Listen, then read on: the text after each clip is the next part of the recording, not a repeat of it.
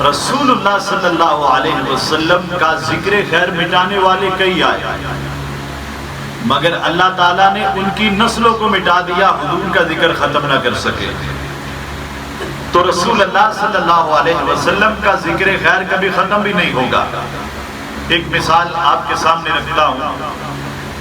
دیکھیں، ذکر کرنے کے واسطے ذاکر کا ہونا ضروری ہے، اور اگر ذاکر ہی نہ ہو تو ذکر کیسے ہوگا؟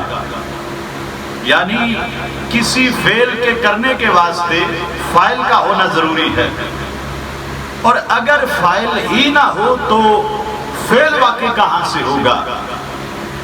تو اسی طرح اگر ذاکر نہ ہو تو ذکر کیسے ہوگا؟ تو ایک ہے ذکر خدا اور دوسرا ہے ذکر مصطفیٰ صلی اللہ علیہ وسلم۔ اللہ تعالیٰ کا ذکر کرنے والے میں بھی ہوں، آپ بھی ہیں، اور ہم سے پہلے بھی بزرگ چلے گئے، ہم سے بعد میں بھی آئیں گے، مگر قرآن کہتا ہے کل من علیہا فان، ہر چیز فنا ہو جائے گی، یہاں تک کہ ایک وقت وہ بھی آئے گا کہ اللہ کا نام لینے والا بھی کوئی نہیں رہے گا۔ مشکات شریف کے اندر یہ حدیث شریف موجود ہے، میرے آقا صلی اللہ علیہ وسلم کا فرمان ہے لا تقوم الساعة حتى لا يقال في الارض اللہ واللہ، قیامت اس وقت تک قائم نہ ہوگی یہاں تک کہ زمین پر کوئی ایک بھی اللہ کا ذکر کرنے والا نہیں رہے گا۔ وہ وقت بھی آئے گا کہ اللہ تعالیٰ کا ذکر کرنے والا کوئی نہیں ہوگا، سارے فنا ہو جائیں گے، سارے ختم ہو جائیں گے جب، تو پھر اللہ کا ذکر کرنے والا بھی کوئی باقی نہیں رہے گا۔ مگر کیا شان ہے میرے آقا صلی اللہ تعالی علیہ وآلہ وسلم کی کہ جہاں سرکار کا ذکر میں بھی کرتا ہوں، آپ بھی کرتے ہیں، اور آگے دنیا والے بھی کرتے رہیں گے، اور پھر سرکار کا ذکر خیر کرنے والا اللہ بھی ہے، اپنی شان کے مطابق محبوب کا ذکر خیر کرتا ہے۔ تو پتہ چلا کہ وہ وقت بھی آئے گا کہ ساری مخلوق فنا ہو جائے گی، اللہ کا ذکر کرنے والا کوئی نہیں ہوگا، مگر رب کو فنا نہیں، اللہ موت سے پاک ہے، ازلی ہے، ابدی ہے، دائمی ہے، ہمیشہ سے ہے، ہمیشہ رہے گا، مگر وہ تو اپنے محبوب کا ذکر کرتا ہے نا۔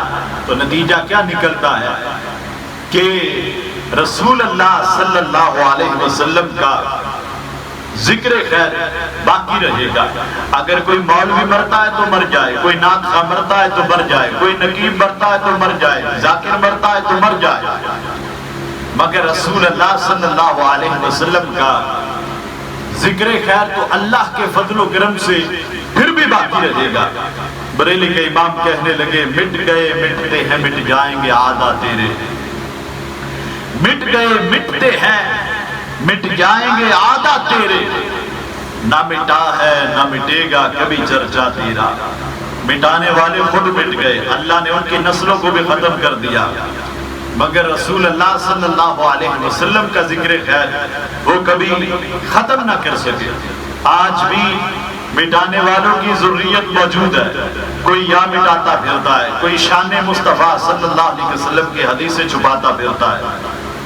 اگر ان کا بس چلے یہ تو قرآن سے بھی سرکار کی شان مٹا دے، اور زبانوں پر کیا ہے، آؤ اللہ کے دین کی باتیں کرے، آؤ اللہ کے دین کی باتیں کرے، آؤ اللہ کے دین کی باتیں کرے، مگر کبھی یہ نہیں کہتے کہ آؤ شان مصطفیٰ کی باتیں کرے، آؤ چہرہ والضحیٰ کی باتیں کرے، آؤ واللیل کی زلفوں کی باتیں کرے، آؤ لا اقسم بہذا البلد وانت حل بہذا البلد کی باتیں کرے، آؤ لا ترفعوا اصواتکم فوق صوت النبی کی باتیں کرے۔ زبانوں پر ہے آؤ اللہ کے دین کی باتیں کرے، آؤ اللہ کے دین کی باتیں کرے۔ بریلی کے امام نے کیا خوب کہا ہے کہ ذکر خدا جو ان سے جدا چاہو منکرو، ذکر خدا جو ان سے جدا چاہو منکرو، واللہ یہ ذکر حق نہیں کنجی سکر کی ہے، یعنی سرکار کا ذکر خیر اللہ کے ذکر سے علیحدہ کر کے جو اللہ اللہ کرنے والے ہیں سرکار کے دامن کو چھوڑ کر، تو یہ اگرچہ اللہ تعالیٰ کا ذکر کر رہے ہیں مگر یہ ذکر ہی ان کے واسطے جہنم میں جانے کا سبب بنے گا جب اللہ نے کسی مقام پہ اپنے محبوب کو اپنے سے جدا نہیں کیا۔ تو یہ سرکار کو جدا کر کے ڈائریکٹ والا عقیدہ لے کر کہے کہ ہم اللہ والے ہیں، تو پھر اللہ ان کو جنت کے اندر نہیں جہنم کے اندر ڈالے گا۔ کیا ان لوگوں نے دیکھا نہیں کہ حنود کے جوگی اور یہود و نصارہ کے راہب، چاہے وہ کوئی گرجے میں تھا، کوئی جو ہے مندر میں تھا، اور کوئی کسی کلیسا میں بیٹھا ہے، اور چاہے وہ سارا کچھ چھوڑ کر جنگلوں میں جا چکے ہیں اور اللہ اللہ کرتے ہیں، تو کیا اللہ تعالیٰ کا ذکر کرنا ان کے لیے جنت کا سبب بنا؟ نہیں بنا۔ کیوں؟ وہ بے شک اللہ اللہ کرتے تھے مگر رسول اللہ صلی اللہ علیہ وسلم کے دامن کو چھوڑا تو وہ جہنم کی گھاٹیوں میں پھر بھی جا گئے۔ تو جہاں آج بھی اگر کوئی مندر کے اندر بیٹھا ہے، کوئی گرجے کے اندر بیٹھا ہے، کوئی کلیسا کے اندر بیٹھا ہے، کوئی رہبانیت کی زندگی گزار کر سرکار کا دامن چھوڑ کر وہ ڈائریکٹ اللہ اللہ کرتے ہیں، تو عقیدہ ان کا بھی یہ ہے کہ ہمیں اللہ کے نبی صلی اللہ علیہ وسلم کے بعد اللہ ضرورت نہیں، ہم ڈائریکٹ والے ہیں، ہمارا رابطہ اللہ سے ہے، یہ بت ہمیں اللہ کا قرب دلاتے ہیں، ہم اللہ والے ہیں۔ تو کیا ان کا اللہ اللہ کا ذکر کرنا ان کے واسطے جنت کا سبب بن سکتا ہے؟ کبھی نہیں بن سکتا۔ تو یہ ذکر ہی ان کے واسطے وبال بنے گا۔ تو جہاں تم یہ کہتے ہو آؤ اللہ کے دین کی باتیں کریں، آؤ اللہ کے دین کی باتیں کریں، وہاں یہ بھی کہا کرو آؤ چہرہ والضحیٰ کی باتیں کریں، آؤ لیل کی زلفوں کی باتیں کریں، آؤ یا ایھا المزمل کی باتیں کریں، یا ایھا المدثر کی باتیں کریں۔ تو پھر دیکھنا کہ تمہاری تبلیغوں میں چلوں میں کتنا اثر ہوتا ہے، مگر کیا کرے صحیفہ جو بھی ہو وہ قرآن ہو نہیں سکتا، صحیفہ جو بھی ہو وہ قرآن ہو نہیں سکتا، منافق کو کبھی احساس ایمان ہو نہیں سکتا، نہ ہو تعظیم جس دل میں سرکار دو عالم کی عبادت لاکھ وہ کر لے مسلمان ہو نہیں سکتا۔ اللہ اکبر۔ تو اللہ تعالیٰ نے قرآن کریم کے اندر فرمایا لَقَدْ جَاءَكُمْ رَسُولٌ مِّنْ أَنفُسِكُمْ، یہ میرا محبوب تمہارے پاس آیا۔ مطلب یہ ہے کہ آنے سے پہلے بھی سرکار کہیں موجود تھے اور اللہ کا فضل ہوا کہ تمہارے پاس آئے۔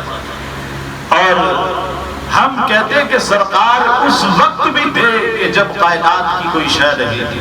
اب مثال کے طور پر ہم نے اپنی اس مسجد کے اندر محفل میلاد قائم کی اور لاہور سے ایک ہم نے علامہ صاحب کو بلایا اور انہوں نے تقریر کی۔ اب پھر پہلے لاہور میں تھے تو آئے، اور اگر تھے ہی نہیں تو آئے کہاں سے؟ یہاں پر بیٹھے تقریر کی، درس و بیان کیا تو آئے لاہور سے۔ تو کیا کوئی کہہ سکتا ہے کہ پہلے لاہور میں نہیں تھے، اور اگر نہیں تھے یہاں کیسے آئے؟ تو یہاں آئے ہیں تو دلیل ہے کہ وہاں بھی پہلے موجود تھے۔ تو اللہ تعالیٰ نے ارشاد فرمایا لَقَدْ جَاءَكُمْ، میرا محبوب تمہارے پاس آیا۔ مطلب کیا ہے کہ وہ تمہارے پاس آنے سے پہلے بھی کہیں موجود تھے، اور وہ کہاں تھے؟ وہ نور کی شکل میں اللہ تعالیٰ کے قرب خاص میں تھے۔ اللہ اکبر۔ ایک مرتبہ حدیث کے الفاظ ہے، تفسیر روح البیان، حضرت جبریل امین علیہ السلام سے محبوب نے پوچھا تھا اے جبریل بتاؤ تمہاری عمر کتنی ہے؟ تو عرض کی یا رسول اللہ صلی اللہ علیہ وسلم نہیں جانتا، مگر اتنا جانتا ہوں کہ چوتھے حجاب میں ایک نورانی ستارہ 70,000 سال کے بعد نکلتا تھا، میں نے اسے 72,000 مرتبہ دیکھا۔ تو میرے آقا علیہ الصلوۃ والسلام نے ارشاد فرمایا وَعِزَّتِ رَبِّ أَنَا ذَلِكَ الْكَوْكَبُ، میرے رب کی عزت کی قسم وہ نورانی ستارہ میں ہی ہوں۔ تو ہزاروں سال ہے حضرت جبریل کی عمر، مگر اس کے باوجود یہ راز نہ کھل سکا کہ وہ نورانی ستارہ کون تھا۔ تو پتا چلا کہ ہزاروں سال جبریل کی عمر ہے اور جبریل سے ہزاروں سال پہلے نور مصطفیٰ صلی اللہ علیہ وسلم موجود تھا۔ وجود کائنات سے پہلے ایک تارا چمکا، جو وہ چمکا تو کیا چمکا؟ عرش سارا چمکا، زمین چمکی، زمان چمکا، آسمان سارا چمکا۔ ارے نور کی برکھا سے جہاں میں اجالا دیکھا، میں نے وہ سراپا نور مدینے والا دیکھا۔ وہ زبان آدم پہ وسیلتن تھے، وہ کشتی نوح میں موجزن تھے، وہ حسن یوسف میں جلوہ فکر تھے۔ زبان آدم پہ جب ان کا نام آیا، خدا سے لے کے جبریل یہ پیغام آیا، اسی نام کے توسل سے آدم کو سہارا مل گیا۔